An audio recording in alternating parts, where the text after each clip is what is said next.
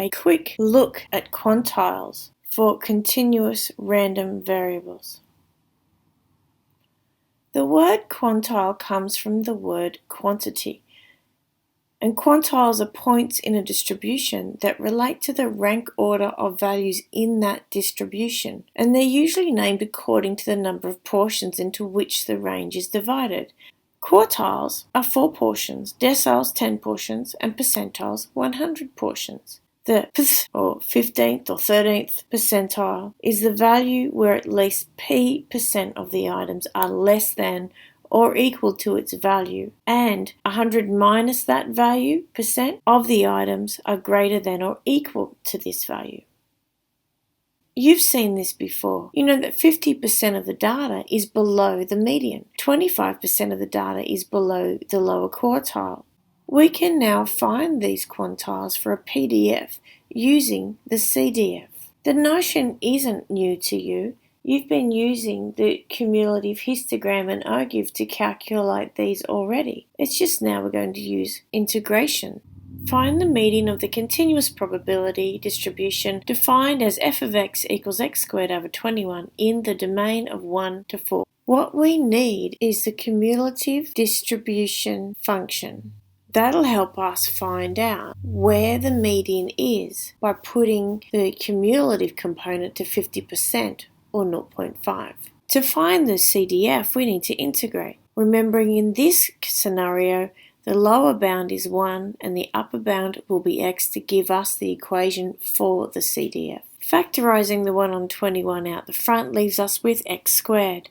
Adding 1 to the power and dividing it, using the boundaries x and 1 and substituting those in, leaves you with 1 on 21 outside of x cubed over 3 minus a third, multiplying the 21 through. So here is the equation for our CDF.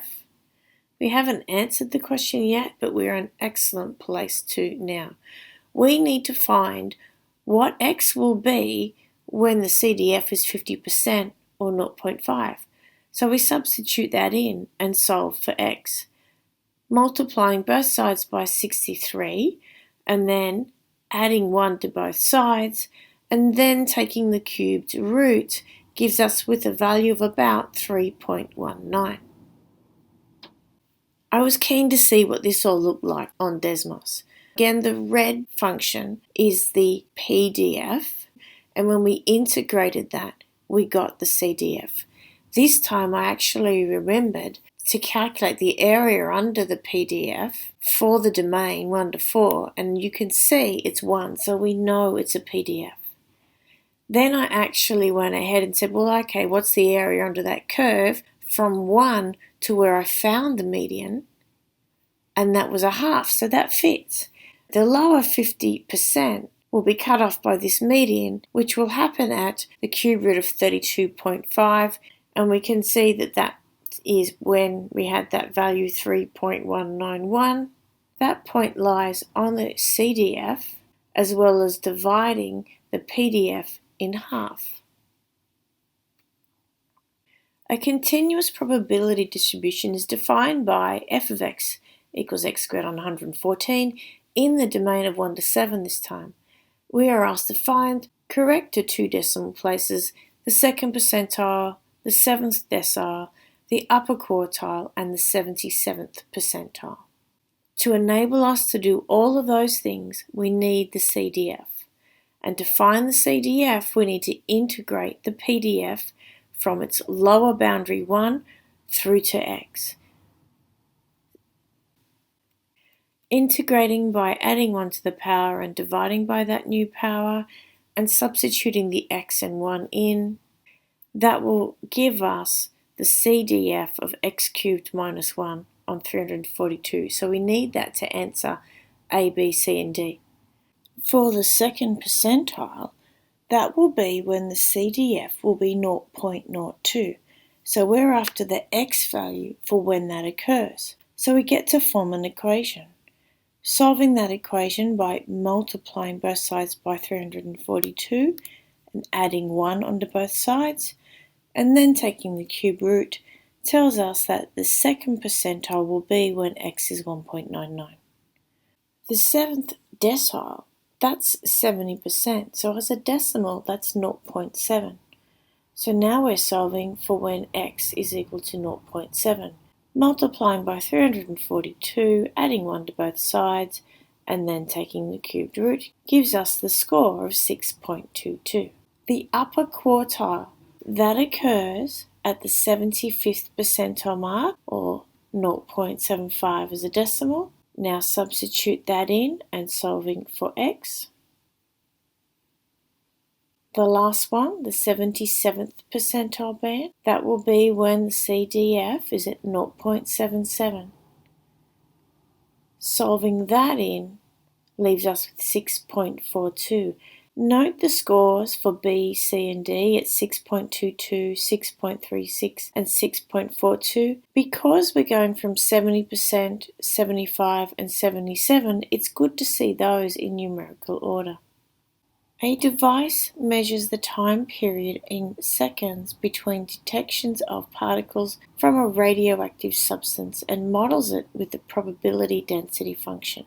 Note that this is one of the exponential functions where we do play a little bit with the idea of limits. I can see that there's no upper boundary, but that's got to do with the type of function that 1 over 5e to the x to the power of 5 produces, and I will have a look at that with you. To find the CDF, we need to integrate. To integrate, it's going to be more useful to write the exponential with a power of negative x on 5 and to factorise that 1/5 out. It will make the equation easier to integrate. Now integrating, that means we get to divide by negative 1/5, which is the derivative of negative x on 5. Simplifying that, dividing by negative 1/5 is the same as multiplying by negative 5, and of course 1/5 multiplied by negative 5 will be negative 1, so that'll work out quite nicely. Substituting the boundaries in, the x and 0, we will end up with negative e to the negative x to the power of 5 minus negative e to the 0, and negative makes a positive, and e to the power of 0 is 1, so we end up with 1 minus e to the minus x5. Excellent practice of integrating and manipulating exponential functions. Here's our CDF. Let's use it to find the median number of seconds between detections of particles.